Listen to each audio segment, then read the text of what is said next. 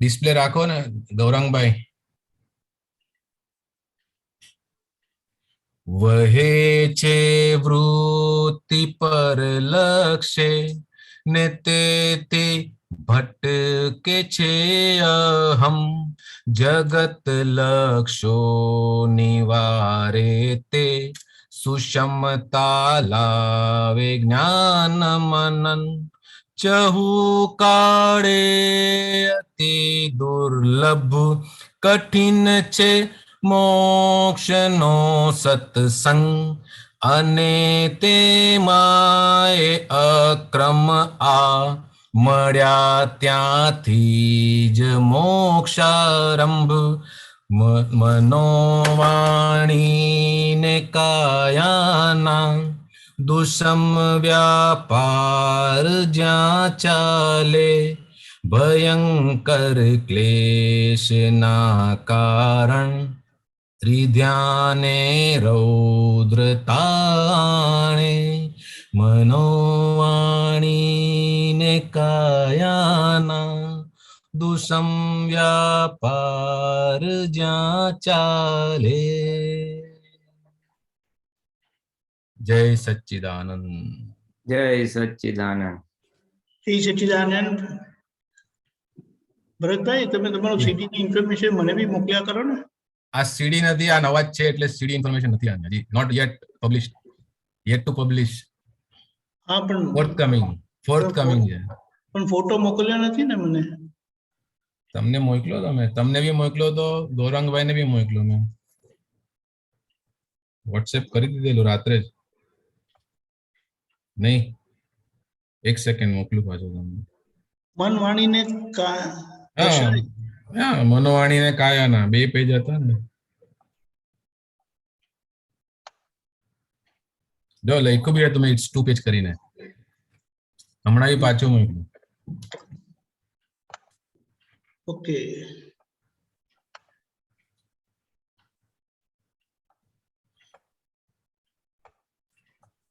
Okay, fine. Let's go ahead. Sorry. પાછા લેશું એમાં કઈ વાંધો. Yeah. પુલિનાનંદજી, હા, તમે જરા વધારે અગર શોર્ટમાં જેમ તમને અનુકૂળ ટાઈમિંગ હોય એ પ્રમાણે. હા, નહીં, સરસ છે. જી. પદ તો મેં જોયું, બહુ જી, સરસ પદ છે. અને એ આખું આ કાળમાં પ્રકૃતિના મુખ્ય 2 જે દોષ છે એના પર આખું ફોકસ કર્યું છે કે આ કાળમાં દુઃખનું મોટામાં મોટું જો કારણ હોય તો આ લક્ષ્મી અને વિષય, અણહકની લક્ષ્મી અને અણહકના વિષય. અને એનાથી કેટલા બધા દોષો થાય છે, કઈ રીતે થાય છે, મનથી, વાણીથી, વર્તનથી, અને શું શું દુઃખો આવે છે એ આખું આમાં કહેવાનો ભાવાર્થ નીકળે છે. હું બ્રીફલી થોડા લાઇન્સ પ્રમાણે જરા વાત કરું છું. ચલો અહીંયા લગાવ્યું છે ને. મનોવાણી ને કાયાના દુષમ વ્યાપાર જ્યાં ચાલે. ભયંકર ક્લેશના કારણ ત્રિધ્યાને રૌદ્ર ત્યાં આણે. એટલે શું કે છે, જ્યાં મન વચન કાયા નો ખોટો વેપાર એટલે કે એનો દુરુપયોગ ચાલે ત્યાં બહુ જ ભયંકર ક્લેશના કારણો ઉત્પન્ન થાય છે. એના લીધે ક્લેશ ઉત્પન્ન થાય છે. અને ત્રિધ્યાને રૌદ્રતા આણે એટલે બધું રૌદ્ર ધ્યાન બી આખું આવે છે એમ. ટૂંકમાં મન વચન કાયાનો દુષમ વેપાર એટલે આખો દુરુપયોગ ને ખોટા કાર્યો. પછી આગળ કે છે મરોડેલી ચતુરવાણી કપટ પડદે ભરી વાણી. એટલે જે વાણી એવી છે જેને મરોડી એટલે ચતુરવાળી, જેને કહેવાય ને મેન્યુપ્યુલેટિવ, આમ એવી ચતુરાઈ પૂર્વક આમ મરોડીને વાત કરે ને જાણે કે બીજાને પોતાના પક્ષમાં લેવા માટે. એટલે એની પાછળ કપટ છે. એટલે કપટવાળી વાણી પોતાના પક્ષે લેવા માટે. એ શેના માટે કરે છે? તો પોતે લાભ ઉઠાવવા માટે. અને આવું બધું ક્યાં ચાલે? તો કે સામો ઓછી બુદ્ધિ વાળો હોય ત્યાં. એટલે બીજાની ઓછી બુદ્ધિનો વધારે બુદ્ધિથી એવું કપટવાળી વાણી બોલે કે એને એમ લાગે હા આ વાત તો તારી સાચી જ છે. પોતાનો વ્યૂ પોઈન્ટ પ્રોજેક્ટ કરવો હોય તો એના વ્યૂ પોઈન્ટને અનુરૂપ બધા કોઈ બી કાર્યક્રમના પ્લસ પોઈન્ટ બતાવે અને એના વિરુદ્ધનું ના બતાવે. એટલે સામાન્ય લાગે હા આ જ કરવા જેવું છે.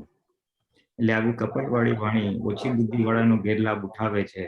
એટલે આ જે વેપાર બતાવે મન વચન કાયાનો, તો આ એક વન ઓફ ધ થિંગ્સ છે કે વાણીનો આવો દુરુપયોગ ઉઠાવવાથી, બીજાની ઓછી બુદ્ધિનો દુરુપયોગ કરવાથી આવો એક લાભ ઉઠાવે છે, આ કાળમાં વધારે બન્યું છે.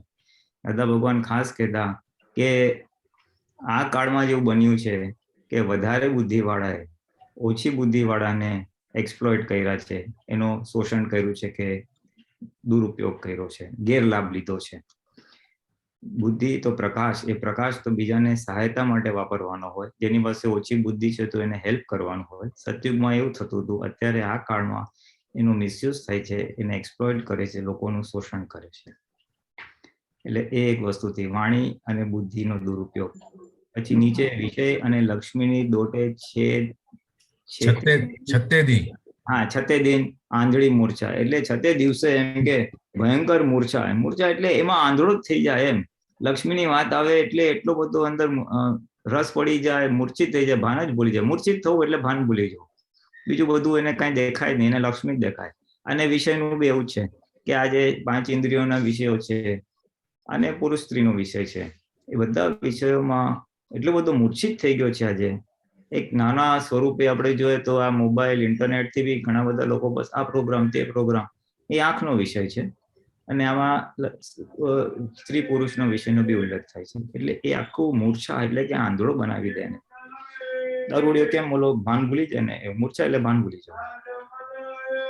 વિકારી ચિત્ત વૃત્તિમાં દુષમતા અણહકી ઈચ્છા, એટલે આવું વિકારી થઈ જાય, આવું બધું બેફામ જુએ કરે એટલે એને શું થાય કે ભાઈ અણહકનું ભોગવવાની ઈચ્છા થાય. ચલો ને આપણે વધારે પૈસા કમાય, ચલો ને આપણે આ મોજ શોખ કરીએ. એટલે અણહકના લક્ષ્મી અને અણહકની વિષય તરફ વૃત્તિઓ જાય. અને આ કાળમાં જ વધારે બન્યું છે. સતયુગમાં અણહકનો વિચાર ખાસ એટલો આવતો નહીં. પ્રમાણમાં અત્યારે અતિશય આ વસ્તુ વધી ગઈ છે. આ દોષો વિશેષ વધી ગયા છે, અણહકનું ભોગવવું. પછી કે છે મનોબુદ્ધિની વિષમતા વધારે વેર વડવાડો, તનો વાણી સડી જતા વધે છે રોગ ગંધવાળો. એટલે જેમ મન અને બુદ્ધિની વિષમતા એટલે કે બધું ઇમ્બેલેન્સ કયો કે દુરુપયોગ કયો, એ જેમ જેમ વધે એમ એમ વેર વધે, વડવાડ વધે. ઓછી તમારે ઝઘડા થાય લોકો સાથે, વડવાડ એટલે ઝઘડા જ થાય અને મતભેદ પડે. અને એનાથી પછી શું થાય? પછી વેર વધે, હું તને જોઈ લઈશ એમ કરી. પછી એને લીધે પછી શરીર પર બી અસર પડે, વાણી બી સડી જાય, વાણી બી ગમે તેમ નીકળે. પછી બેફામ પડે, ઝઘડો થાય એટલે ગમે તેવી વાણી નીકળે, અપશબ્દ બધા નીકળે. અને એનાથી શું થાય? તો પછી શરીર પર અસર થાય અને રોગો ઉત્પન્ન થાય. લાંબા સમયે મન, વાણી અને એનો દુરુપયોગ થાય એટલે શરીરમાં રોગ આવે છે, જેને આજકાલ લોકો સાયકોસોમેટિક ડિસીઝ કહે છે. ઘણો વખત ટેન્શન ને સ્ટ્રેસ હોય તો પછી એસિડિટી ને ડાયાબિટીસ અને બીજા રોગો થાય છે. અહંકાર દુબાતો હોય તો પછી એવા રોગો. એટલે ઇન શોર્ટ આ સડી જતા એટલે આખો બહુ જ લીચી લેવલે ખરાબ કેટેગરીમાં ઉતરી જાય ત્યારે રોગો શરીર પર થાય છે, એમ કહેવા માંગે છે. આગળ કરી ટ્રીકો ને થઈ રાજી, બંને જીવ નર્ક અધિકારી, શિકારી લાગ જોઈ કરતા લેટ ગ્રાહક ને વેપારી. સેજ ઉપર કરજો. એટલે આમ ટ્રીક કરે અને રાજી થઈ જાય, ઓહો જો મેં તો એવું કે ઉલ્લુ બના, મેં તો છે ને આ ટેક્સ બચાવ્યો, મેં આ પૈસા કમાયા, મેં આ કર્યું તે કર્યું, તો એ નર્કના અધિકારી બનો છો. અને આ તો કેવું છે કે આમ શિકારી લાગ જ જોઈને પડતો હોય. જેમ શિકારી હોય એ કોઈ ઓલું જાનવરનું શિકાર કરવું હોય તો જોતો હોય ક્યારે મળે ને હું એને મારું. એવું આ વધારે બુદ્ધિવાળો અથવા આવા દુરુપયોગ કરનારો, ટ્રીકો કરનારો વ્યક્તિ સંજોગ જ જોતો હોય ક્યારે હું મારો લાભ ઉઠાવી લઉં. અને ગ્રાહક ને વેપારી, એટલે વેપારી હોય તો ગ્રાહકને લૂંટતો હોય છે, ખરાબ માલ વેચે, ઓછી ક્વોલિટી એનો ખરાબ લિટલ ઇન્ફિરિયર ક્વોલિટીનો માલ વેચે કે જે તે રીતે એને છેતરવાની કોશિશ છે. ટ્રીકના રૌદ્ર ધ્યાનોથી વધે છે પાપની સિલક, કમાતા જાતા જો કઈડે ના તો નાણું કાળું છે ગુચક. એટલે શું કે છે? તમે ટ્રીકથી અત્યારે કરશો, તમને રૌદ્ર ધ્યાન બી બહુ વધશે, એટલે પોતાને બીજાને પીડાકારક ધ્યાન, અને એનાથી પાપ જ વધશે, પાપની સિલક વધશે. એટલે તમે ભયંકર ટ્રીક કરવાથી જીવ આ કાળમાં ખૂબ પાપ બાંધે છે, એવું કહેવા માંગે છે. અને તમને એમ લાગે કે તમે પૈસા તો કમાઓ છો પણ તમને બહુ કઈડે છે, તમને અંદર સંતોષ નથી, તો સમજવાનું કે આ કંઈક અણહકની લક્ષ્મી આવી છે, જેને આપણે કાળું નાણું બી કહે છે. દાદાનો પર્સનલ એક્ઝામ્પલ બી છે કે અણહકની લક્ષ્મી આવી ગઈ હતી એમને ધંધામાં, અને એ પછી બધું ગુચાતું હતું. અને પછી જયારે લક્ષ્મી ગઈ ત્યારે શાંતિ થઈ. એટલે આમાં એમ કે છે જો તમને કાઢતું હોય ને સમજવાનું કે આ અણહકની લક્ષ્મી આવી છે, કારણ કે લક્ષ્મી અણહકની હોય તો આવે તો આવે, પણ પછી એ માણસને ચેન પડે નહીં, એ મેન્ટલી બહુ જ ડિસ્ટર્બ જ રહેતો હોય, એને સુખ શાંતિ હોય જ નહીં. એટલે જેવું કઈ હોય સમજવાનું આ કઈ કાળું નાણું કે અણહકની લક્ષ્મી આવેલી છે. આગળ, મરોડેલી ચતુરાઈ છુપાવે ભૂલ પોતાની, ને દોષો આવરણ લાવી ને ઢાંકે લાજ ખોકાની. એટલે આવી ચતુરાઈનો બીજો એક એક્ઝામ્પલ આમાં આપે છે. એકમાં બીજું એક્સપ્લોઇટ કરવા માટે, બીજાને પોતાના વ્યૂ પોઈન્ટ પર વાળવા માટે મરોડેલી ચતુરાઈ વાળી વાણી બોલાવે, અને કાં તો પોતાની ભૂલ છુપાવવા માટે બોલે. કોઈ કે તે આમ કર્યું તો ના મેં આમ નતું કર્યું, ઓલાએ આમ કર્યું તું, આમ હતું તેમ હતું. એટલે જે તે રસ્તે પોતાની ભૂલ છુપાવે. એનાથી શું થાય, જે આપણો દોષ હોય એના પર આવરણ આવી જાય. દોષ ખુલ્લો થઈને જવાને બદલે દોષ ઢંકાયેલો રહે, અને એ દોષ તો પડી રહે, અને એ પ્રોસેસ એના માટે તો ઢાંકે લાજ ખોકાની. ખોકાની એટલે કે આ શરીરની. એટલે બસ પોતાનું ખરાબ ના દેખાય એના માટે આવું આમ ચતુરાઈ વાળી વાણી બોલી પોતાની ભૂલ ઢાંકી દે આ કાળમાં. એટલે વાણીનો વન ઓફ ધ મિસયુઝ, અને પોતે દોષ ઢાંકે છે એટલે દોષ રહે છે અને ભોગવટો આવે છે. એટલે આ કાળની બીજી વસ્તુ એને કહે છે. જરાક લેજો ને આગળ.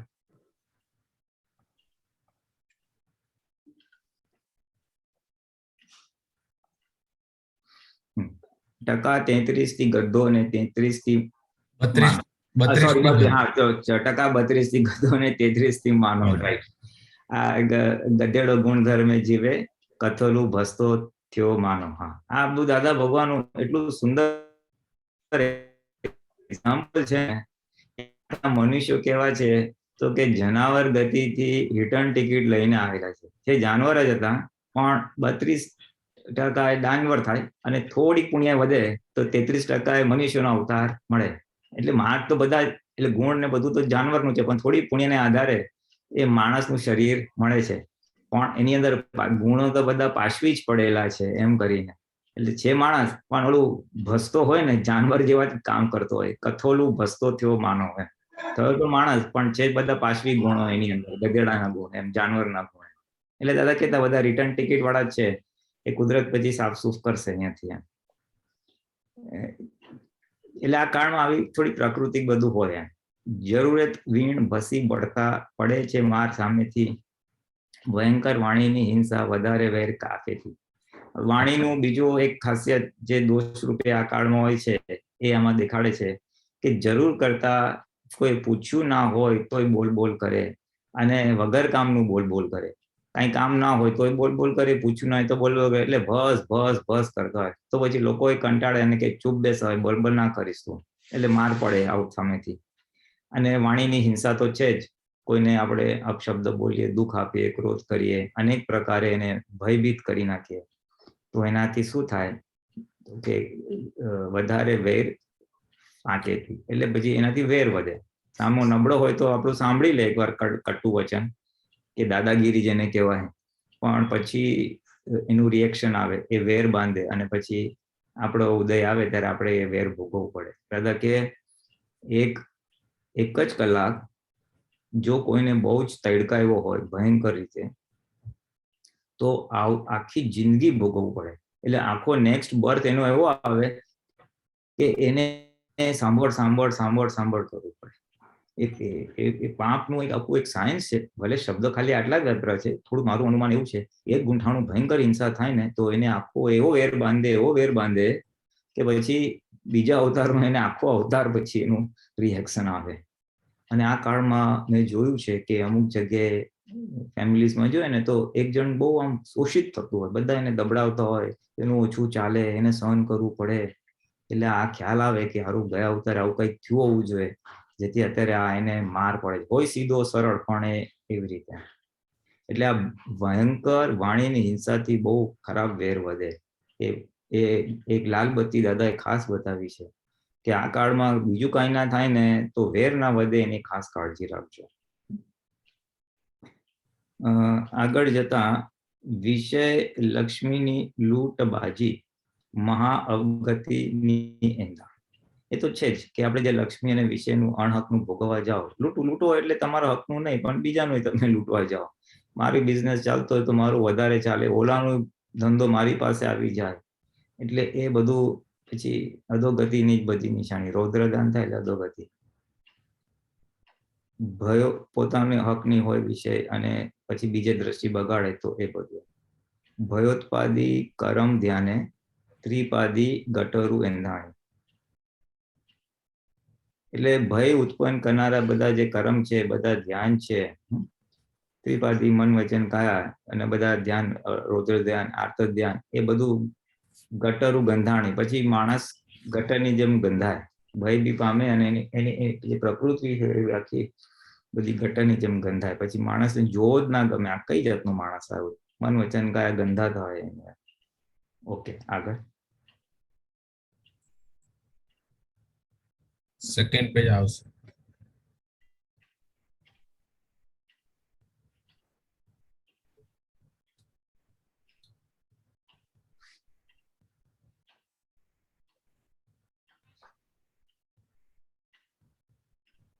હા,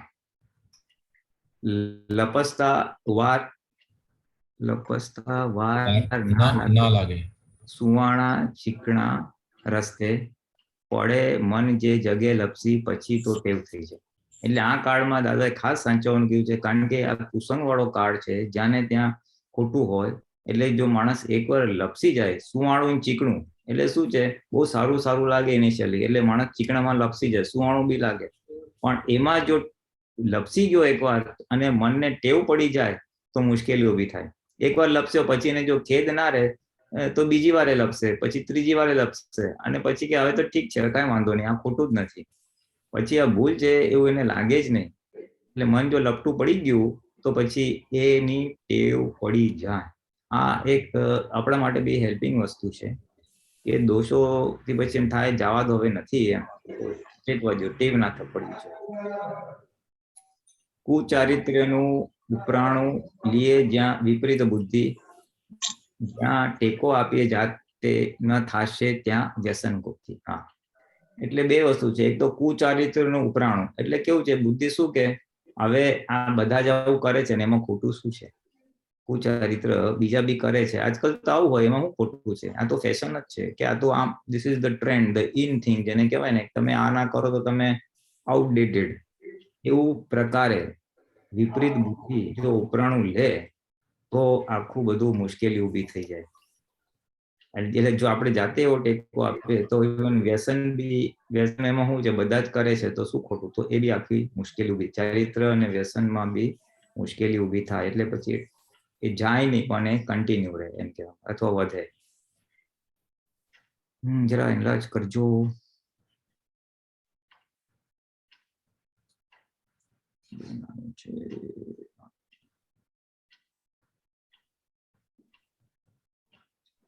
થોડું એનલાર્જ કરજો.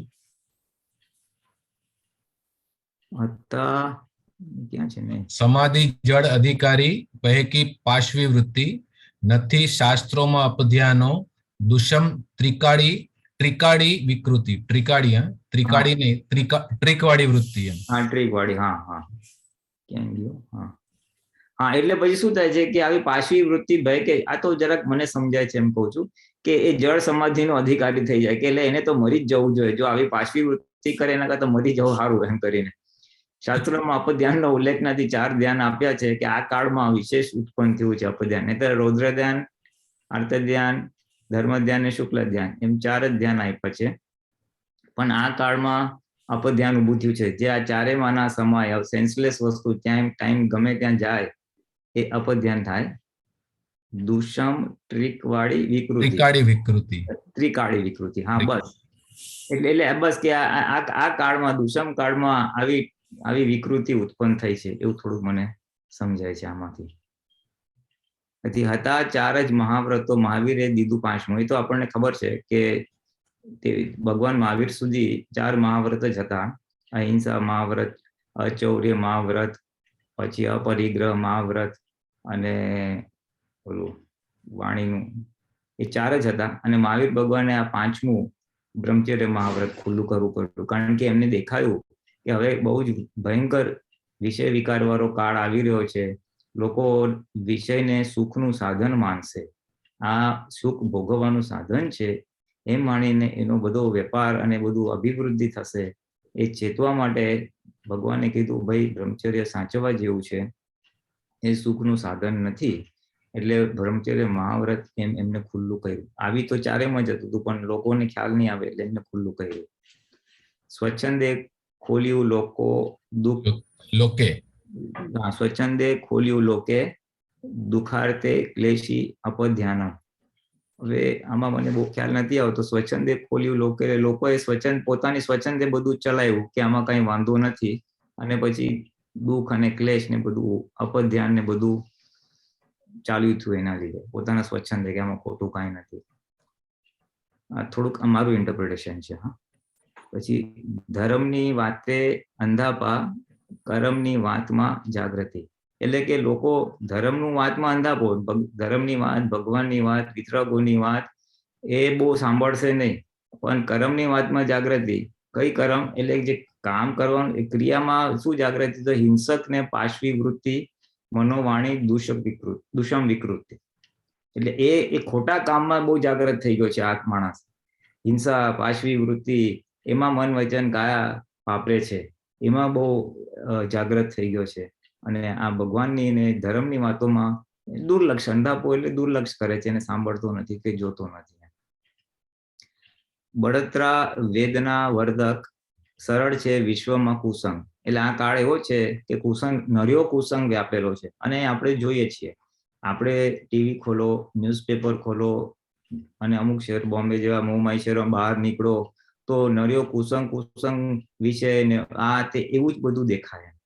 એટલે આ કાળમાં છે ને એમાં લપસી જવું બહુ સહેલું છે. અને લપસે એટલે પછી એને બળતરા ઉત્પન્ન થાય, પછી વેદના, શારીરિક રોગો ઉત્પન્ન થાય. એટલે આ કાળમાં આવા બધા ખોટા બળતરા અને વેદના વર્ધક આ વિશ્વમાં બહુ કુસંગનો કાળમાં સરળ છે, એટલે ઇઝીલી થઈ જાય માણસ. જગતમાં પાપ ઉત્પાદક ખુલ્લો યા ગુપ્ત છે પ્રબંધ. એટલે આ કાળમાં પાપો ઉત્પન્ન થાય એટલે પાપ બિચારો માણસ લલચાઈ જાય કે ભૂલથી લપસી જાય પાપ કરવા માટે. એવા બધા વ્યવસ્થા જ છે કે માર ખાય જ. કળિયુગ હોય ને એટલે માર ખાય. અને આ લપસતો કે ઉતરતો કાળ છે. શાસ્ત્રો પ્રમાણે આપણે 5મા આરામાં છીએ અને એથી આગળ 6ઠો આર આવશે. 6ઠો આર એટલે દુઃખમ. અત્યારે તો દુઃખ છે, પણ પછી દુઃખ ને દુઃખ જ હશે. શાસ્ત્રો નહીં હોય, ધર્મ નહીં હોય, મંદિર નહીં હોય. એટલે હવે ઉતરતો કાળ આવી રહ્યો છે. એટલે કુદરતનો પ્રબંધ જ એવો હોય કે લોકો દોષ કરે, ભૂલ કરે, માર ખાય, દોષ કરે, ભૂલ કરે, માર ખાય. અને એમાં મારમાંથી માર, બળતરા, દુઃખની અભિવૃદ્ધિ થાય. એટલે કુદરતનો આખો પ્રબંધ હોય છે એમ કરીને. આ તો દાદાએ કીધું કે આ અક્રમ વિજ્ઞાન છે અને થોડોક સતયુગનો સમય આવશે, 200-500 વર્ષ બહુ સારો ચાલશે હજી. પછી ધીમે ધીમે ઉતરતા કાળની અસર આવશે. એટલે કુદરતી રચના છે, ઉતરતા કાળમાં આવું બને છે એમ કરીને. વહે છે વૃત્તિ પર લક્ષ્ય ને તેથી ભટકે છે અહમ. જગત લક્ષો નિવારે તે સુષ્મા લાવે જ્ઞાન મનન. એટલે અત્યારે માણસની ચિત્ત વૃત્તિ બહાર જ ભટકતી હોય છે. અહંકારે પછી એમાં બહાર ભટકે, આ જોવે છે ને તે જોવે છે. જગત લક્ષો નિવારે તે સુષમતા લાવે જ્ઞાન મનન. કદાચ એવું સારું જ્ઞાન હોય તો કઈ સુષમતા લાવે. I don't know how to interpret this right now. એટલે કે આ જે અત્યારે વૃત્તિ બહાર વહેતી હતી ને, હવે તે વૃત્તિ પોતાની અંદર આવી ગઈ જ્ઞાન થકી. એટલે જગતગામી જે આપણી દ્રષ્ટિ હતી ને એ સ્વમાં આવી ગઈ, શુદ્ધાત્મા આવી ગઈ. આપણા જ્ઞાનને આધારે એ આપણે સ્વમાં આવી ગઈ. જગત લક્ષો નિવારી એટલે વૃત્તિ જે જગત તરફ જતી હતી નિવારીને પાછી આવી રહી છે અને સુષમતા લાવે છે, સારુતા લાવે. Okay, right. જહુ કાળે અતિ દુર્લભ કઠિન છે મોક્ષનો સત્સંગ. ચારે કાળે આટલો બહુ દુર્લભ છે. એટલે ચારે બાજુ જહુ કાળે અતિ દુર્લભ છે, કઠિન છે મોક્ષનો સત્સંગ. આ કાળમાં મોક્ષનો સત્સંગ મળવો બહુ દુર્લભ છે. અને તેમાંય અક્રમ આ મળ્યા ત્યાંથી જ મોક્ષ આરંભ. અને એમાંય મોક્ષનો સત્સંગ તો દુર્લભ છે, પણ એમાં જો અક્રમ મળે તો બસ મોક્ષનો આરંભ. એટલે મોક્ષ તરફ પ્રયાણ જીવનો ચાલુ થાય. એટલે આ જ્ઞાન થી મોક્ષ ઓલું બી મળે છે, અને વૃત્તિઓ જે બહાર જતી હતી સંસારમાં ત્યાંથી બી મુક્તિ, અને આ દુષ્કાર્યોથી બી જાગૃતિ આખી વધે, મન વચન કાય અને આ હાથમાં છે. એટલે આખું આનો સાર છે. સરસ સરસ. The best of my knowledge. Correct correct. Akram સિવાય કોઈનો આરો છે નહીં. અરે બિલકુલ બિલકુલ. એ તો દાદાએ કીધું ને કે મેં ક્રમિક ચાલુ કર્યું હતું, પણ તાવડા પગારા મૂકીને બધા ભાગી ગયા. દાદા કે આ કાળમાં લોકોની એટલી સ્થિરતા જ નથી, કર્મો ઠાંસીને ભરેલા છે કે ચિત્તની ચંચળતા અને બીજું એટલું બધું છે કે સ્થિર રહી ના શકે. એટલે કે પેલા મેં ખંડર આપી દીધી, હવે તું તારો ભરેલો માલ એક્ઝોસ્ટ કર. બરોબર, એક્ઝેક્ટલી. અને એ બધો કચરો માલ છે પાછો. હા, અરે બાબા, જય સચ્ચિદાનંદ. જય સચ્ચિદાનંદ. જય સચ્ચિદાનંદ. જય સચ્ચિદાનંદ. કોઈને પ્રશ્ન?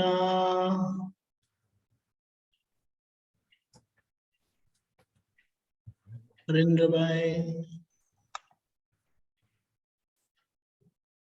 જય સચ્ચિદાનંદ દીપકાનંદજી.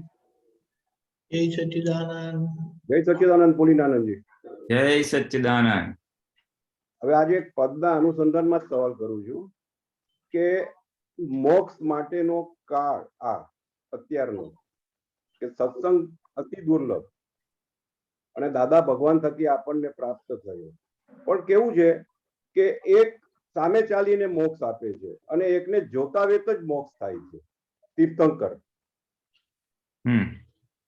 જે મોક્ષની ખટપટ નથી કરતા છતાં જેને જોતા જ મોક્ષ થાય છે, અને અહીંયા આગળ મોક્ષની ખટપટ કરાવડાવે છે. તો આમાં પદની દ્રષ્ટિએ દાદા ભગવાનનું જ પદ મોટું થઈ જાય ને. હા, મોટું એટલે હવે આપણે એવી રીતે મોટું નાનું તો જે રીતે કેવું હોય એ રીતે વ્યવહારથી.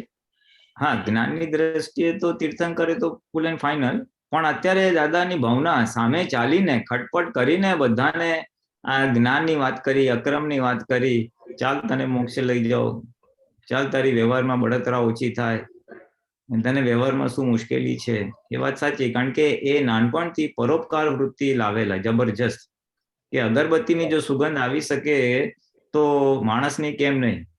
અને એ બહુ સ્ટ્રોંગ લાવેલા કે મને જે ભેગો થાય એને કંઈક લાભ થવો જોઈએ, મને ભેગો થાય અને લાભ ના થાય તો મારું મળવાનું નકામું. એ જયારે જ્ઞાન પ્રગટ નતું થયું ત્યારે પણ એમની અંદર એ હતું આખું વિચારણા. એટલે એના આધારે કે મેં હમણાં ગઈકાલે ક્યારેક સાંભળ્યું જરાક કે દાદા કે મારો એક જ ધંધો, કોઈ આવે તો હું પૂછું તારા ઘરે કેવું ચાલે છે, નોકરી ધંધો બરાબર છે, ઘરે ફેમિલી ઓકે છે, હું બીજાની જ પૂછપરછ કરતો, એના હિતની.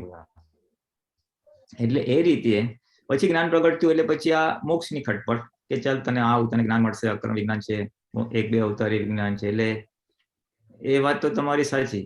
અક્રમ આ કાળમાં જ્ઞાની મળવા અને આવા ખટપટિયા જ્ઞાની જે સામે ચાલીને આપણને કરે, અને આપણા બીજું મોટું વસ્તુ શું મને તો બહુ સરસ લાગી કે દાદા છે ને આપણને આપણી ભૂલ ના દેખાય ને તો એ ટકોર કરીને બતાવતા હતા, જો આ તારી ભૂલ છે એટલે તું આમાંથી બહાર નીકળ.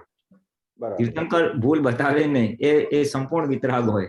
એટલે જ મેં સવાલ કર્યો કે જેને જોતા મોક્ષ થાય છે, પણ જે આપણને મોક્ષનું સૌથી ઉત્તમ નિમિત્ત પણ મોક્ષની ખટપટ ના કરે. હા, અને દાદાએ કીધું કે આ કાળમાં ખટપટ સિવાય થશે નહીં. દાદાએ જેવું આ કાળમાં ઝવેરી રહ્યા નથી હીરાને પારખી શકે, એટલે આ કાળમાં જ્ઞાનીને પારખી શકે એવા રહ્યા નથી, કારણ કે જ્ઞાની એક તો હોય નહીં આટલા બધા હાઈ લેવલના, અને એટલે પારખી શકે જાતે કેવું પડ્યું ભાઈ અમે જ્ઞાની છે, આવો તમને મોક્ષ આપીએ છીએ કે નહીતર તો અક્રમ જ્ઞાની. હા, અક્રમ વિજ્ઞાની. એટલે તો દાદા ભગવાન, હા, એટલે તો દાદા પોતે જાણતા કે આ શું જબરજસ્ત અવસ્થા છે. એ નેક્સ્ટ ટુ તીર્થંકર જ કહેવાય આ કાળમાં, કારણ કે આખું પૂતગલ જ આખું શુદ્ધ થઈ ગયું હતું, એક પણ કશાય વિષયના પરમાણુ નહીં. એટલે એ ખાસ પ્રયોજન કરતા કે આપણે ઓપન બજારમાં નીકળો, લોકો ખાલી આ પૂતગલના દર્શન કરશે તો કલ્યાણ થશે. એટલે જન્મ જયંતિના દિવસે ખાસ ઓલું આપણે શોભાયાત્રા કાઢતા હતા. અને મોટી વસ્તુ શું ખબર છે, એ આગલે દિવસે રાતના પ્રતિક્રમણો ખૂબ કરતા હતા કે બીજે દિવસે જે શોભાયાત્રા નીકળવાની છે ત્યાં તો સામાન્ય અજાણ્યા વ્યક્તિ બી દર્શન કરશે, તો એના દર્શન કરીને એને ભાવ ના બગાડવા જોઈએ કે આ કોણ ચાલ્યા કોટ ટોપી અને હાર પહેરીને. એને તો લૌકિક ભાષામાં કાકા જ દેખાય કે વડીલ જ દેખાય. એટલે એ અજ્ઞાનતાથી એટલે ભૂલથી બી વિરાધના ના કરી બેસે એના પ્રતિક્રમણ કે અમારે આખી રાત ચાલે, અને પછી કે અમે ખુલ્લો આત્મા બજારમાં મૂકીએ. કારણ કે તે દિવસે એ આખો આત્મા યોગ જ હોય, આત્મામાં જ રહેતા હોય, અને એવા શુદ્ધ ઉપયોગ વાળા પૂતગલના દર્શન કરે તો દર્શન કરતાની સાથે એનું કલ્યાણ થાય. જે તમે તીર્થંકરની વાત કરીને સમથિંગ સિમિલર ટુ ધેટ દાદા એ એક દિવસ માટે તો ખાસ રાખતા હતા. અધરવાઇઝ હોય પણ એ દિવસે તો સવિશેષ કે આમ જનતા સામાન્ય માણસ બી દાદા કે મારી પીઠના દર્શન કર્યા છે, ટોપીના દર્શન કર્યા છે, મને આ રીતે જોયા છે, એનું પણ કલ્યાણ થશે. એટલે એ આખું એ કેટેગરીનું એ ખાસ કરતા કે બસ જે તે રીતે લોકો પામે ને પામે. બાકી જે મને ભેગો થયો એને આપવાના છે પબ્લિસિટી તો કરી. આપણે એવું સમજી શકીએ કે દાદા જયારે પોતાના સંપૂર્ણ ઉપયોગમાં એટલે કે આત્માના જ ઓલામાં હોય ત્યારે એમનું સીધું જ અનુસંધાન સિમંદર સ્વામી સાથે હોય અને એ જ ફળ મળે આપણને, જે સિમંદર સ્વામીના દર્શનનું ફળ મળે. વેલ એમનું અનુસંધાન તો અંદર આત્મામાં હોય ને, એટલે સિમંદર સ્વામી બી એમને તો એ આત્મા સ્વરૂપ જ હોય. સિમંદર સ્વામી પ્રશ્ન જ નથી આવતો. એટલે દાદા બી ઓલમોસ્ટ એ આત્મા સ્વરૂપ જ હોય. એટલે એ આત્મા સ્વરૂપની જે દશા હોય ને એ પૂતગલના એવા પૂતગલના દર્શનથી કામ થાય. જે સિમંદર સ્વામીના અખંડપણે હોય અત્યારે કેવળ જ્ઞાન પછી, અને આમને તો સવિશેષ તે દિવસે ગોઠવતા હતા સવિશેષ. બરાબર. એટલે લાભ તો થાય. એટલે જ કીધું ને દાદા કે મારા પીઠના દર્શન કર્યા હશે તો કલ્યાણ થઈ જશે. Can you imagine? મારે ખાલી ટોપી જોઈએ છે તો દર્શન થઈ, એના કલ્યાણ થઈ જશે. એટલે કેટલું બધું પાવર છે એમાં, કેટલું બધું યોગ બળ છે એની અંદર. એટલે definitely it must be something like that કે જેમ સિમંદર તીર્થંકરના દર્શનનો વિશેષ લાભ આપણને મહાત્માઓને તો શું કીધું છે કે તમારું બધું તૈયાર થઈ ગયું છે, ત્યાં ખાલી એમના દર્શન કરશો એટલે છેલ્લા આવરણો તમારા તૂટી જશે અને તમને કેવળ જ્ઞાન ખુલ્લું થઈ જશે. ડેવલપમેન્ટ બધું અહીંયા જ કરીને જ જશો તમે, આજ્ઞા પાડશો ને બીજું બધું કરશો એટલે એના પરિણામે તમારા ઘણા આવરણ તૂટી ગયા હશે કશાયના, અને છેલ્લા જે પળો હશે એ આ રીતે એમની હાજરીથી જ કલ્યાણ થઈ જશે. એ છેલ્લા આવરણો તૂટી જશે. એટલે એ તો બહુ અદભુત વાત સાહેબ, એ તો અનબિલિવેબલ. આપણે તો ખાલી બુદ્ધિથી માપીએ કે શું હશે, બાકી એ કેટલો શુદ્ધ પૂતગલ કે જેની હાજરીથી જ આવરણ તૂટે. જય સચિદાનંદ. જય સચિદાનંદ. કાજલબેન મોરબી. જય સચિદાનંદ દીપકાનંદજી. જય સચિદાનંદ પુલિનાનંદજી. હા, જય સચિદાનંદ. હમણાં જે વાત થઈ ને કે તીર્થંકર ભગવાનના જોતા જ મોક્ષ થઈ જાય, તો તીર્થંકર ભગવાનને જોવા માટેની લાયકાત તો કેવી હદે હોય ત્યારે જ જોતા મોક્ષ થઈ જાય? એ આપણે થવાની જ બધાને. આપણે બધા આપણે બધા જે આજ્ઞા પાડીએ છીએ ને એનું પરિણામ જ આપણને ત્યાં જન્મ આવશે જ. એમની પ્રત્યક્ષતામાં આપણો એ ત્યાં જ ઉદય આવશે. જેટલા અંશે આપણે આજ્ઞા વધારે પાડીશું દાદા કે તો એમની નિકટ રહેવાનો ઉદય આવી જાય કે ત્યાં પછી મહેનત ના કરવી પડે. એક કુદરતી એવા ઉત્તમ સંયોગો હોય કે આપણે એમના સાનિધ્યનો લાભ મળે, સત્સંગનો લાભ મળે, અને એવી રીતે થાય. એટલે લાયકાતમાં તો દાદા કે તમે જેટલી આજ્ઞા પાડશો એટલે શું છે, એટલે આપણો જે ડિસ્ચાર્જ ભરેલો માલ છે એટલો ખપી જશે.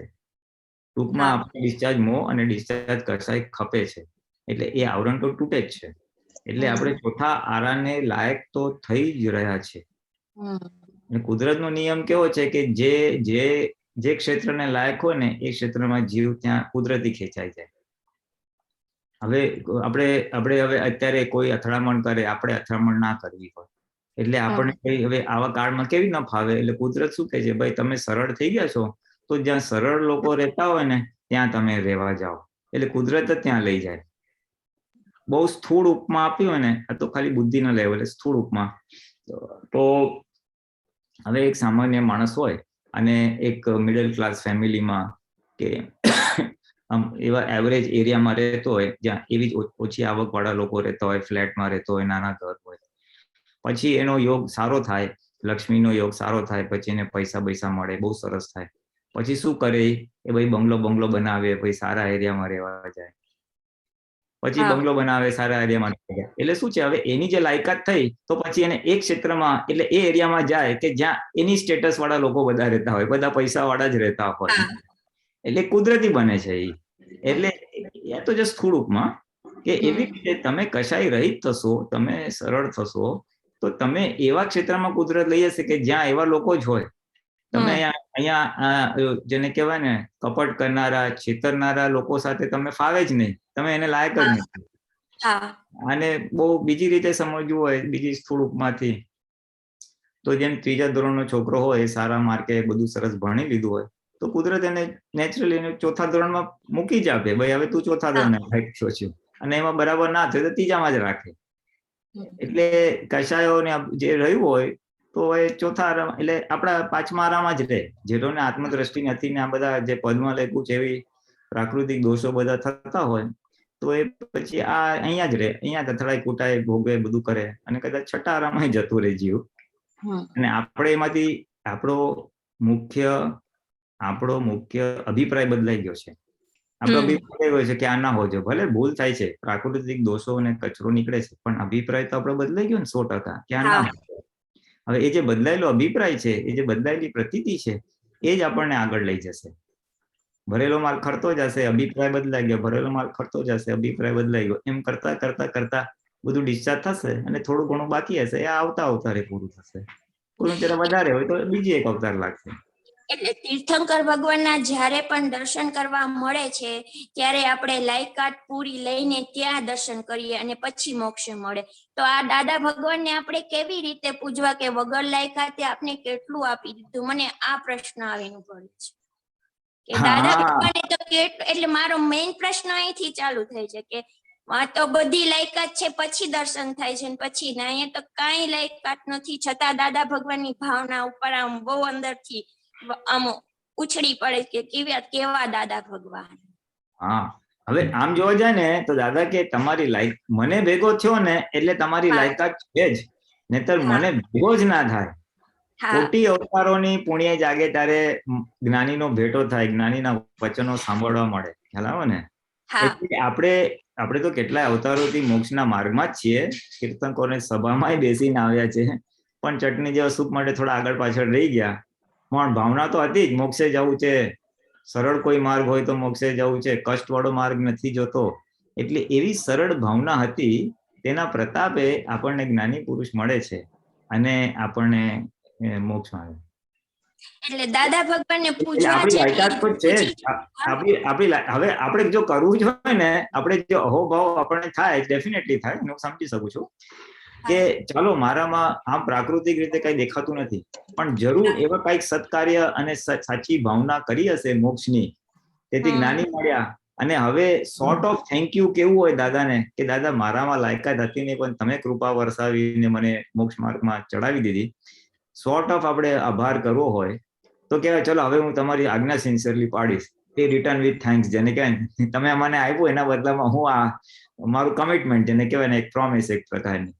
એટલે એ રીતે આપણું બી થાય, એટલે આપણી પ્રકૃતિ મોટિવેટ થાય, આપણું ડિસ્ચાર્જ અહંકાર, આપણી ડિસ્ચાર્જ બુદ્ધિ પ્રેરિત થાય એમ. અને એ પ્રેરણાના બળે જે આજ્ઞાના પૂછાતો થાય એનું પરિણામ શું આવશે? વધારે કૃપા ઉતરશે. પછી આપણને કોન્ફિડન્સ આવશે કે આ મારા પુરુષાર્થની પરિણામ સ્વરૂપે કૃપા ઉતરી, એટલે તમને લાગે ના ના હવે હું લાયકાત થયો, કે ના આપણે પુરુષાર્થ કર્યો અને દાદાની કૃપા ઉતરી, તો જરા વધારે આનંદનો ભાગ થાય. એટલે આ એક રીત છે કે આપણે એમને આભાર અને આપણી પુરુષાર્થ અને પ્રકૃતિને મોટિવેટ કરવાનું છે ને આપણે ડિસ્ચાર્જ બુદ્ધિ અહંકારને પ્રેરિત કરવાનું છે. એટલે દાદા ભગવાને જે આપ્યું છે ને એના માટે આપણે આજ્ઞા પાડવી જોઈએ દાદા માટે. અત્યારે એવું મને થાય છે, એના માટે આજ્ઞા પાડવી જોઈએ. ભલે મને ન ઈચ્છા હોય પણ દાદા ભગવાન એટલું આપ્યું છે તો મારે એના માટે આજ્ઞા. હા, બસ હું એ જ કહેવા માંગુ છું. મને જે આપ્યું છે એના વળતર સ્વરૂપે, આમ તો વળતર સ્વરૂપે હવે એના માટે શક્તિ જોઈએ છે, બસ. હા, ના થશે. મારો તો અનુભવ છે, આપણે શક્તિ માંગીને નિશ્ચય કરીએ ને તો પૂરી થાય જ છે. હા, જય સચ્ચિદાનંદ. જય સચ્ચિદાનંદ. ચંદાબેન.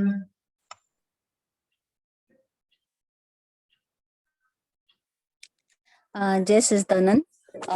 अगर क्वेश्चन पूछते हुए कोई गलती हो तो माफ करती प्रमाण पहले से ही। मेरा क्वेश्चन है कि यथार्थ रूप से જોવાનું and માત્ર જોવાનું અને જાણવાનું એને એક્સપ્લેન કરો.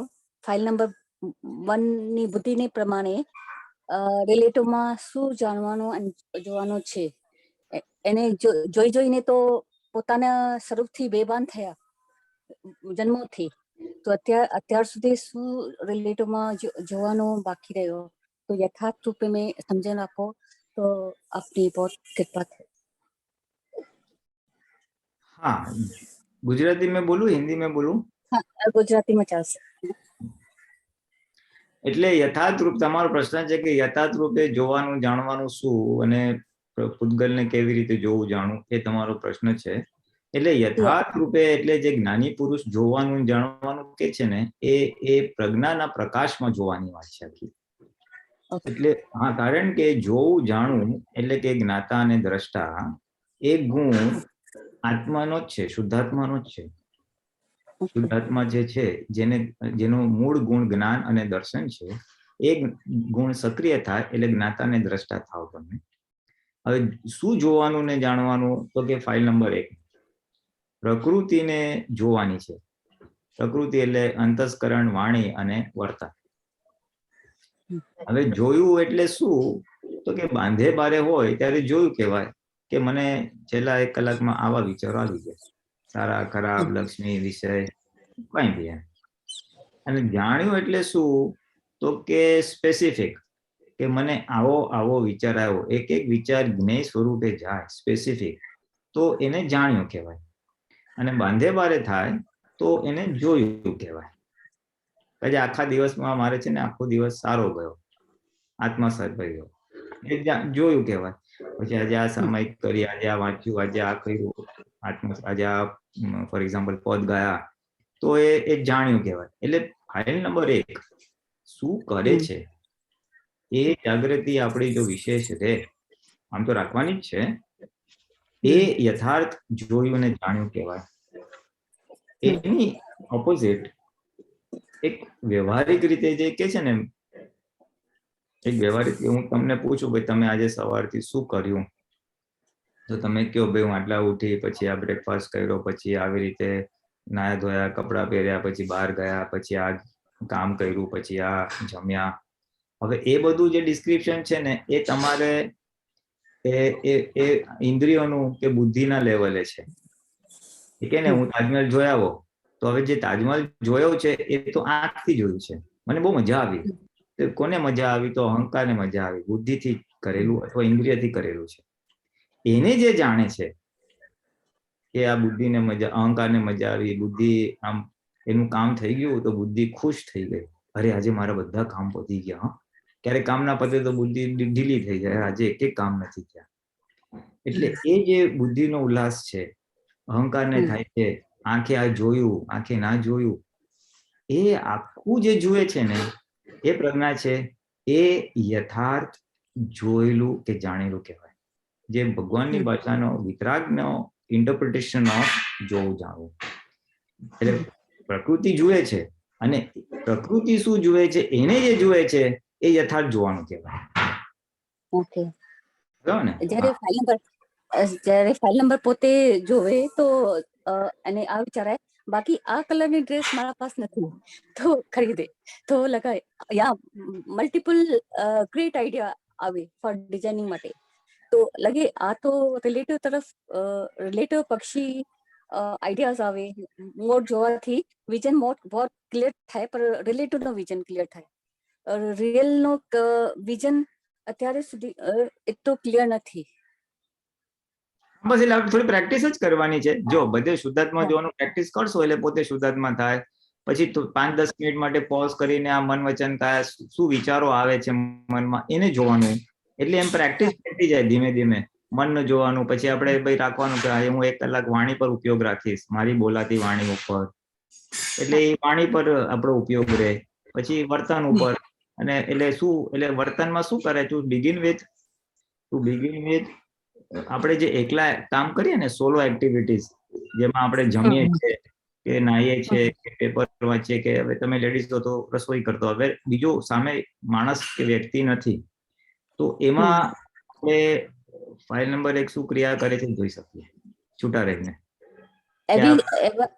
એવી રીતે પ્રેક્ટિસ થઈ શકે કે મારા દિનચર્યા, આજની દિનચર્યા જ્યાદાતર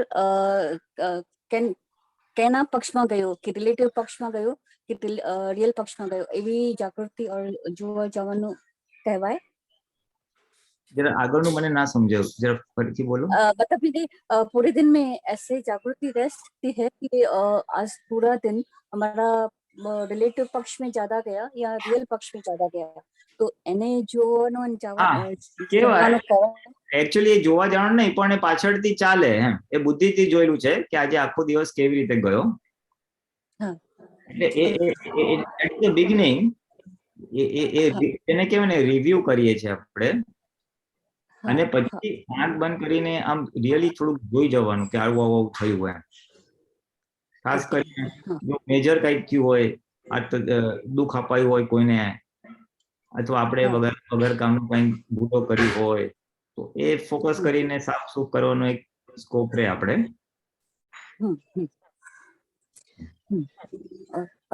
બીજો क्वेश्चन છે કે बोलते हैं मोक्ष में जाना है, तो फाइल नंबर 1 की बुद्धि में मोक्ष के लिए इतनी जिज्ञासा झंखना नहीं है, लेकिन ये है कि डेथ से पहले सुपस्थ वेदना आत्मा की हो, आत्मा के प्रति बहुत झंखना है लेकिन मोक्ष के लिए नहीं, तो वो ये झंखना भी मोक्ष तक ले जाएगी.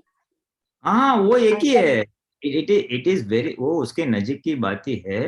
देखो पहले तो यही होना चाहिए जो आपने बोला ना कि मेरे को एक झंखना है कि इस जन्म में मृत्यु से पहले आत्मा का स्पष्ट अनुभव हो, स्पष्ट विजन हो, तो वो इटसेल्फ मोक्ष है. सी मोक्ष दो कैटेगरी में, एक इस व्यवहार या संसार में रहते हुए हम संसार के दुखों से मुक्त है, और थोड़ा उसको एनलार्ज करूं तो हम मन वचन काया से अगर हम मुक्त हो जाते हैं, उसका बेसिकली तन्मायाकार नहीं होते. मुक्त होना नहीं, क्रिया सब चालू होगी, लेकिन हम उसके नेबर रह के, पड़ोसी रह के उसको हम देख सकते हैं. तो मैं मन वचन काया से मुक्त हो गया हूँ, है ना. हाँ, अगर खुश होता है तो भी फाइल नंबर 1, दुख होता है तो भी फाइल नंबर 1, और अगर मैं सेपरेट रह सकता हूँ तो ये फर्स्ट मोक्ष है. दादा भगवान ने कहा ये प्रथम मोक्ष है, आप प्रकृति से मुक्त हो गए, और अल्टीमेटली सारे कर्म एग्जॉस्ट होंगे, तब जन्म मरण से मुक्त होंगे, वो फाइनल मोक्ष है. तो this will automatically lead to that. अगर मैं कोई मुझे पूछे तो एज अ महात्मा इस जन्म का हमारा एक क्या बोल सकते, एक गोल क्या हो सकता है, अल्टीमेट स्टेट ऑफ बीइंग, किस दशा तक पहुंचना है मुझे, तो कि दादा भगवान का जो आत्मा का स्पष्ट अनुभव था, उनको जो निरंतर शरीर और आत्मा सेपरेट रहते थे, उस आत्मदशा का अनुभव मुझे करना है, या उस आत्मदशा या इस जागृति लेवल पर मुझे जाना है, ये हमारा एक आध्यात्मिक ध्येय जरूर बना सकते हैं. और अगर ये ध्येय रहेगा तो ऑटोमेटिकली पुरुषार्थ भी वो ध्येय को प्राप्त करने के लिए शुरू हो जाएंगे. और वहां तक पहुंचने के लिए हमें क्या पुरुषार्थ करना है, कौन सी समझ चाहिए, कौन सा ज्ञान चाहिए, वो सब कुदरत ऑटोमेटिकली सप्लाई करेगा. कुदरत सप्लाई करेगा, भाई तेरे को ये, तेरे प्रकृति में ये कमी है, ये पुरुषार्थ कर या वो कर जागृति बढ़ाने के लिए. तो nature will do the needful to make us reach our goal. हमारे ध्येय तक पहुंचने के लिए कुदरत हमको नेसेसरी इनपुट्स देंगे, कौन सा ज्ञान, कौन सा पुरुषार्थ, वो पुरुषार्थ करने की शक्ति, पुरुषार्थ करने के संयोग, सब कुदरत सप्लाई करेगा. सिद्धांत बहुत सिंपल है, रिलेटिव में भी यही सिद्धांत ऑपरेट होता है. हम तय करते हैं कि मुझे अभी नया फ्लैट लेना है, या नई गाड़ी लेनी है, या दिवाली में कर्टन्स बदली करने हैं, तो automatically we achieve the goal ना, बिकॉज यू द प्लानिंग. इसी तरह से आध्यात्मिक में हम एक गोल रखते हैं तो ऑटोमेटिकली हमारा अंतस्करण उस दिशा में बहेगा और हमारा पुरुषार्थ उस दिशा में बहेगा. तो as a goal it's very good and that will lead to the final goal. खाली ये रखा तो भी ऑटोमेटिकली वहां तक पहुंच जाओगे अल्टीमेट मोक्ष तक. भले ना वो गोल नहीं रहे, ये फर्स्ट अनुभव यानी वो भगवान पद प्राप्त हो गया ऑलमोस्ट, निरंतर शुद्धात्मा में रहना. हाँ, दादा भगवान ना बोले कि हूँ तो 14 लोक नो नाथ छू, भगवान मने वश થઈ ગયા છે, ऊपर से क्या चाहिए. और तो एक और है, वंस अपॉन अ टाइम मैंने आपसे पूछा था कि डिफरेंस क्या है कि रिलेटिव के सुख और आत्मा का ब्लिस आनंद में क्या डिफरेंस है। तो आपने बहुत सरस जवाब दिया था कि आत्मा का सुख है ना इंडिपेंडेंट है और रिलेटिव का सब डिपेंडेंट है। तो અત્યાર સુધી भी हमारा जो सुख आ रहा है, सुख का जो स्रोत है तो रिलेटिव पे है। और जो अभी बोला ना संजोग सारे इकट्ठे हो जाते हैं, मोर जितना हम दादा भगवान अस्सी जय जय करते हैं तो रिलेटिव के बहुत सरल हो जाता है और इजी हो जाता है। लेकिन फिर भी अंदर दुख रहता है कि ये तो कभी भी अभी डेथ हो गया तो ये तो यहीं रह जाएंगे। तो मेरे को तो नेक्स्ट जन्म इनसेक्योर लगता है ना, क्योंकि ये आत्मा जब तक नहीं जाना। तो अभी भी यानी करंटली कैसे आत्मा में रह सकते हैं जो પોતાનો आत्मा की पक्ष में ज्यादा हमारा संजोग बढ़े, उसके लिए क्या पुरुषार्थ होना चाहिए एक्चुअली? इसमें देखो आपको निरंतर आत्मा में रहना है, ये आपका दृढ़ निश्चय चाहिए। Right right. में रहना है, पहली बात स्टार्टिंग पॉइंट दृढ़ निश्चय, और दृढ़ निश्चय रहेगा ना तो फिर ऑटोमेटिकली फिर 5 आज्ञा इज द मेन साधन। मेन यानी जितने हम शुद्धात्मा है, फाइल संभाव निकाल व्यवस्थित वो है, और फिर उसमें ऑब्स्ट्रक्ट हो रहा है उस आज्ञा पालन में, जागृति में बाधक जो कारण है अगर कोई, तो उसके ऊपर वो कि भाई या तो प्रतिक्रमण हो सकता है, शक्ति मांगना हो सकता है, समझ का परिवर्तन करना हो सकता है। And the third thing which will aid all this, इसको सहायक बनेगा वो शुद्ध उपयोग में रहने में, अपनी भक्ति है, पद है, ये सब चित्त शुद्धिकरण के बहुत अच्छे वो साधन है। तो combination of all this will be वो थर्ड थिंग है जो हमको ये गोल में हेल्प करेगा।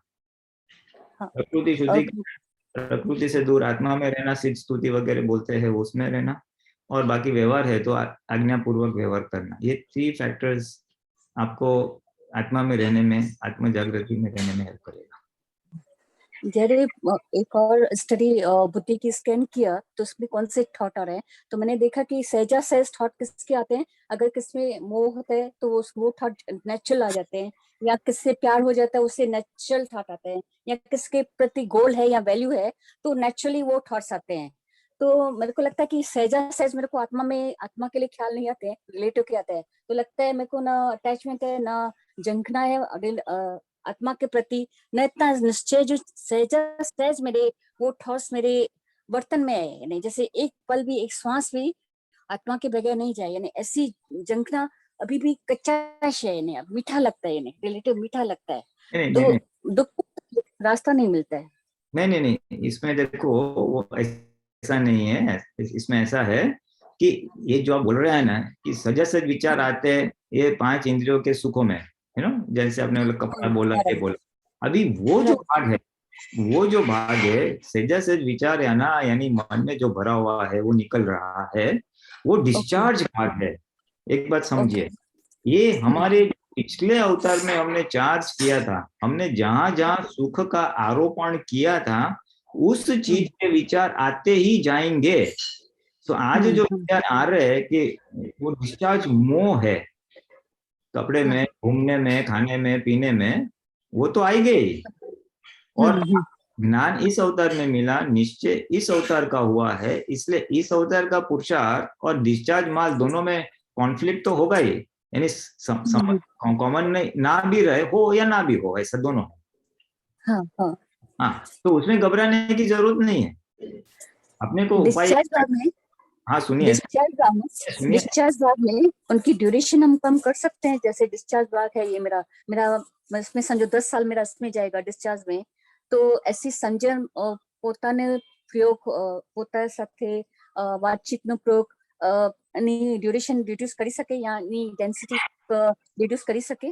ઇન્ટેન્સિટી રિડ્યુસ થાય ને, ઇન્ટેન્સિટી રિડ્યુસ થઈ જાય એટલે એ ડિસ્ચાર્જ, જો વિચાર તો આવશે જ, પિક્ચર જોવાનો વિચાર આવે, સરસ ખાવાનો વિચાર આવશે, પણ એનું એક્સેપ્ટ કરવું કે ન કરવું એ પુરુષાર્થ આપણા હાથમાં છે। ઓકે એટલે એને શું કહેવાય, કંટ્રોલ્ડ ડિસ્ચાર્જ કરવાનું છે। બહુ મન બધા કરવું છે તો એને કંટ્રોલમાં આપી દેવાનું, ભાઈ બહુ કઈ ખાવાની ભાવવાની વસ્તુ ખાવાની હોય તો ભાઈ ચાલે આટલું ખાવું છે તને થોડુંક આપી દઈશ, બહુ ફરવા જવાનું છે આટલું આપી દઈશ, એટલે પ્રકૃતિનો ડિસ્ચાર્જ બી થાય અને આપણે વોચ તરીકે રહીએ, આપણા જ્ઞાનમાં બી હોય અને એ જ્ઞાને કરીને વોચ કરતા કરતા આખું ડિસ્ચાર્જ થાય. બરાબર ને? હા, એટલે કંટ્રોલ્ડ ડિસ્ચાર્જ એટલે આપણી જાગૃતિ બી રહે, ડિસ્ચાર્જ માં એક્ઝોસ્ટ પણ થાય અને નિકાલ બી થઈ જાય. बहुत सरस प्रयोग आप्या चाबियां बहुत खूब चाबियां आपी आपने. दो चीज है, देखो जो विचार आते हैं ना, जो हमको विचार आते हैं उसके ऊपर से हम अनुमान लगा सकते हैं कि हमने किस किस चीजों में सुख का आरोपण किया हुआ है. किसी ने लक्ष्मी में, किसी ने मान प्रतिष्ठा में, किसी ने संपत्ति में, किसी ने घूमने फिरने में. इस जगह पे सुख ये करेंगे तो मैं मजा आएगा, ये करेंगे तो मजा आएगा, ऐसे सुख का आरोपण हम करके आए हैं, इसलिए उस प्रकार के विचार आएंगे ही. तो आज हमको ऑब्जर्व करना है कि ये लगता है हाँ इस प्रकार का हमने अभिप्राय बांधा है, तो अभी ये ना हो. जो हमारे आज का क्या पुरुषार्थ हो सकता है कि भाई ખાવાનું હોય તો ખાવામાં સુખ નથી, ખાવામાં સુખ નથી, ખાવામાં સુખ નથી, એવું આજે એવું થોડું ઊંધા આંટા મારી શકીએ આપણે. એ ઊંધા આંટા મારીએ ને એ વિચાર આવશે પણ એમાં તન્માયાકાર નહીં થાય, એટલે એ આવશે, તન્માયાકાર નહીં થાય અને એક્ઝોસ્ટ થઈ જશે. એટલે બધા જ પ્રકારના ડિસ્ચાર્જ મોના વિચારો સામે આ જાગૃતિ કે ઊંધા આંટા મારીએ ને તો થઈ જાય. દાદા ભગવાને આ જ કર્યું હતું. આજે 9 કલમો છે એ બધી એ જ છે ને કે હમણાં દુબાઈ ધર્મનું, એટલે એમને ખબર હતી કે હવે પરિણામને નથી બદલ્યો પણ કોઝ કે મેં શું માને અંદર નાખેલું એ અભિપ્રાય બદલી નાખો. એ અભિપ્રાય બદલી નાખો એટલે જે ડિસ્ચાર્જ ભાગ છે ને એ એક્સેલરેટેડ ડિસ્ચાર્જ થઈ જાય, એટલે રેપિડલી ડિસ્ચાર્જ થઈ જાય. નહીતર એના ટાઈમે આવશે ને જશે, ત્યારે એટલી જાગૃતિ નથી રહેતી. તો અત્યારથી આ ઊંધા આંટા મારીએ ને તો એ આવે જાય આપણને અસર ના કરે એમ. એટલે તમે કીધું ને શોર્ટન કેવી રીતે કરાય, તો આ રીતે એને થોડુંક એબ્રિવેટ શોર્ટન કરી શકાય, એની અસર શોર્ટ થઈ જાય આપણા. हाँ राइट. ऐसे फाइल नंबर 1 में डिजाइनिंग का ऑप्शन है, तो लगता है कि अगर समझो ड्रेस डिजाइन मैक्सिमम किया भी, एक्सपर्ट बन भी गई, बेस्ट डिजाइनर या बेस्ट टेलर जैसे काम किया, अपना आत्म पर छोड़ के, भगवान पर छोड़ के, डायमंड दे के कचरा हाथ में लिया, और वो भी यहाँ जन्म तक. अभी मृत्यु हो गई तो वो कुछ भी उसकी वैल्यू डिवैल्यूएशन, तो ये बार बार रिग्रेस होता है, लेकिन उससे छूट भी नहीं पा सकते. ये बार बार विचार आते हैं. इसमें है ना, इसको खाली इसका उपाय एक ही है, फाइल नंबर 1 को समझाने का. चल तेरे को इसमें इंटरेस्ट है लेकिन ज्यादा इंटरेस्ट रखने जैसा नहीं है, ये विनाशी है, यहाँ पे खत्म होने वाला है, अविनाशी आत्मा है. तो उसको थोड़ा समझाने का, उसके साथ थोड़ी बातचीत करने की, यार उससे क्या होगा, इंटेंसिटी ऑफ डिस्चार्ज रिड्यूस हो जाएगा. बेस्ट टेलर बनने की इच्छा होगी तो डिस्चार्ज में है तो प्रकृति करेगी, उसमें हमारा तन्मयकारपणा खींच जाएगा ना, निकल जाएगा, तो ऑटोमेटिकली वो डिस्चार्ज भी होगा और हमको असर भी नहीं करेगा. भगवान का ऊपा का था, वो सब डिस्चार्ज भरा हुआ था ना, तो उन्होंने एग्जॉस्ट किया और टाइम निकला तो सब एक के बाद उतरता गया. डिस्चार्ज में प्रेयर भी काम करेगी, डिस्चार्ज में प्रेयर भी काम करती है कि दादा भगवान शक्ति दो. हाँ ऑफ कोर्स तो मेन वस्तु है शक्ति मांगना, और ऐसा न हो, वो reversal of opinion is the key पुरुषार्थ. डिस्चार्ज जो भी बन रहा है मोह, उसकी असर न हो, उसके लिए ये शक्ति का निरंतर रहना, उससे से उसकी असर नहीं होगी. हाँ मतलब बोले ना, ज्ञान लेने से पहले मेरा तो ये चलता था 9 कलम वाला. मुझे मालूम था ये है, तो ऐसा ऊंधा आटा मार के सब परमाणु ही निकाल दिए तो कुछ बचा ही नहीं. ये पंचलाइन है, ऊंधा आटा मारना पड़ता है, नहीं तो सहजा से सिर्फ जो जानो वो तो हमारे चीटिंग कर जाती होती. हाँ नहीं, इट्स नॉट पॉसिबल. उतनी जागृति हमारी है नहीं ना, भरा हुआ माल एक्स्ट्रा है, इसके लिए अभी वो माल का इंटेंसिटी कम हो जाएगा, उसके बाद फिर जो जानवानो थोड़ा इजी होगा. Very true. Thank you from bottom of the heart. इतना सरस चाबियां मिली और पुरुषार्थ में बहुत हेल्पफुल रही. Thank you. जय सच्चिदानंद. जय सच्चिदानंद गीताबेन. जय सच्चिदानंद दीपकानंदजी, પુલિનાનંદજી. જય સચ્ચિદાનંદ.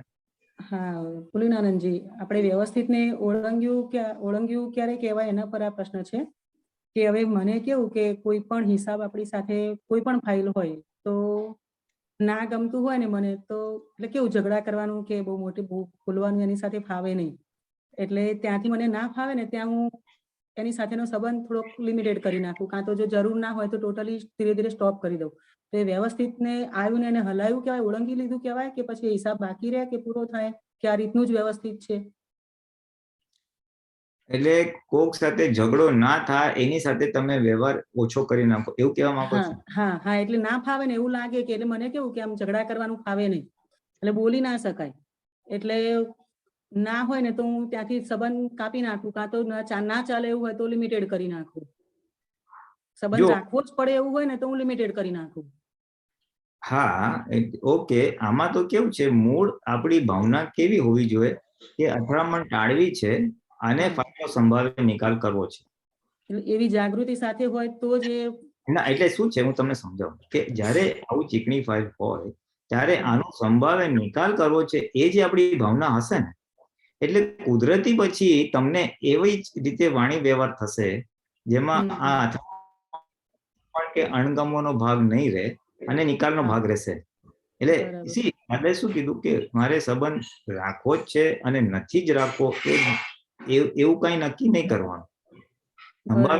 કરવું છે અને જે થાય છે એ જોયા કરો. જે થાય છે જોયા કરો, એટલે એ વ્યવસ્થિત પ્રમાણે થશે બી અને આપણો અંદરનો ભાગ આખો ખેંચાઈ ગયો હશે. રાગ દ્વેષ વાળો ભાગ ખેંચાઈ ગયો હશે, એટલે વિતરાગતા પૂર્વક, જેને આપણે સમભાવ કહીએ છીએ. સમભાવ એટલે ઇક્વલ ભાવ, રાગ બી અને દ્વેષ બી, અને સમભાવથી પછી નિકાલ થશે. બરાબર છે. એટલે પેન્ડિંગનો ભય નહીં રહે તમને. હા, હવે આપણે હાલ આ ચંદાબેન સાથે ડિસ્ચાર્જ ની વાત થઈ ને, તો એમાં બી કેવું કે આપણને કોઈ પણ વસ્તુ કે કોઈ પણ વ્યવહાર હોય એ ડિસ્ચાર્જ ત્યારે જ કહેવાય ને કે આપણને જાગૃતિ સાથે આપણે વ્યવહાર પૂરો કર્યો હોય, નહીં તો પછી એ વ્યવહાર ઉભો રહેવાનો ને. હા, એટલે ડિસ્ચાર્જ તો છે જ, જાગૃતિ થાય તો એ નિર્જરા કે નિકાલ થઈ ગયો કહેવાય, અને જાગૃતિ ના રહે તો એટલું પેન્ડિંગ રહે, નિકાલ કરવાનો બાકી રહે. તો હવે મોટા ભાગની તો હવે જાગૃતિ વગરનો જ બધો વ્યવહાર થતો હોય, તો આ બધો હિસાબ પાછો ફરી આવવાનો ને. હા, પણ એનો ભય રાખવાનું કારણ નથી. જો આમાં શું છે કે આપણે બને એટલી જાગૃતિ રાખીએ છીએ, બને એટલું આજ્ઞા અને બીજું આત્મા પક્ષે પુરુષાર્થ હોય જ છે. એટલે જે મોટા મોટા આવરણો છે, મન વચન કાયથી કોઈને દુઃખ અપાઈ જાય તો તરત તમે માફી માંગશો કે નહીં? પછી કોઈને દુઃખ આપવાની ઈચ્છા થાય તો તમે ત્યાંથી ક્રોસ કરી નાખશો, ભાઈ નથી દુઃખ આપવું. એટલે મોટા કષાયો સામે તો તમે જાગૃત છો જ. કષાયો સામે જાગૃતિ રહેવાય પડે, પણ આપણી નાની નાના જે રૂટીન વ્યવહાર હોય ને એમાં તન્માયાકાર હોય. હા, એટલે હું તમને જ કહું છું કે જેમ જેમ મોટા કષાયોની તીવ્રતા ઘટશે તેમ તેમ જાગૃતિ વધશે, અને પછી એ નાના ઉપર બી જાગૃતિ રહેવા માંડશે, અને પછી એ નાના બી જ્ઞાતા દ્રષ્ટા પદમાં આવશે અને એ નિકાલ થશે. આ તો દાદા કે અનંત અવતારની ખોટ એક અવતારમાં ભાંગવાની છે. અનંત અવતારથી ભૌતિક સુખમાં સુખનું માન્યતા ભરી ભરીને લાવેલા છીએ, કશાય ભરી ભરી લાવેલા છે. હવે એને એક્ઝોસ્ટ થોડો ટાઈમ લાગે ને, એટલે મોટું મોટું ચાલુ થઈ ગયું છે, અને જેમ જેમ એટલે થોડું કરવું જોઈએ તો થોડા પુરુષાર્થ કરીએ એની સામે, અને એ ભાગ એક્ઝોસ્ટ થશે એટલે નાનાની જ્ઞાતા દ્રષ્ટિ આવશે. અને પાછળથી જોઈ જવાનો પ્રયોગ સારામાં સારો છે કે સવારથી સાંજ શું કર્યું, દિનચર્યા કેવી, અડધામાં કરવું એટલે ડિવાઈડ બાય 2, સવારથી બપોરનું જોઈ લેવું, બપોરથી સાંજ રાતનું જોઈ લેવું. તો એ જાગૃતિનું એક પ્રમાણ છે, અને પછી એમ કરતા કરતા થોડું વધી શકે છે. એટલે અંદરથી તો હોય કે ના ફાઇલનો નિકાલ કરવો છે, પણ અમુક વખતે થાય ના થાય એવું બધું મિક્સ ચાલતું હોય છે. વાંધો નહીં, આપણી ભાવના સ્ટ્રોંગ રાખવાનું, ના થયું તો ફરી ભાવના કરવાની. હા, તમે રસોઈ કરતા હો ત્યારે કઈક વસ્તુ બગડી, એકવાર રોટલી બનાવવાનું બગડે તો બંધ કરી દેજો, બીજી વાર સુધારો, ત્રીજી વાર સુધારો. હા, એવું, કારણ કે નિશ્ચય તો છે ને. 100% છે. હા, આપણું ઊભું કરેલું આપણે નિકાલ કરવાનો છે. આ પ્રકૃતિ આપણે જ ઊભી કરેલી છે. અજ્ઞાન અવસ્થામાં આપણે ચાર્જ કરેલી છે, હવે જ્ઞાને કરીને એને નિકાલ લાવવાનો છે. એટલે જેટલા છૂટા પડી જશો ને એટલું નિકાલ કરવાનો ઈઝી પડશે. જય સચ્ચિદાનંદ. જય સચિદાનંદ. જય સચ્ચિદાનંદ. આપણો સમય થયો છે પુલિનાનંદજી, તમે ત્રિમંત્ર બોલાવજો. ગીતાબેન ફોલો કરજો. નમો વિતરાગાય, નમો વિતરાગાય, નમો અરિયંતાણમ, નમો અરિહંતાણમ, નમો સિદ્ધાણમ, નમો સિદ્ધાણમ, નમો આયરિયાણમ, નમો આયરિયાણમ, નમો વત્સયાણમ, નમો ઉવજ્જાયાણમ, નમો લોએ સૌવ સાહુણમ, નમો લોએ સૌવ સાહુણમ, એસો પંચન મુક્કારો, સો પંચન મુક્કારો, ભવભાવપણાસણો, સર્વપાવપણાસણો, મંગલાણંચ સવેસિમ, કલાણં ચ સવ્વેસી, અડમમ હવૈ મંગલમ. પરમં હવૈ મંગલમ. ઓમ નમો ભગવતે વાસુદેવાય. ઓમ નમો ભગવતે વાસુદેવાય. નમઃ શિવાય. ઓમ નમઃ શિવાય. જય સચ. જય સચ્ચિદાનંદ. જય સચિદાનંદ. સચ્ચિદાનંદ.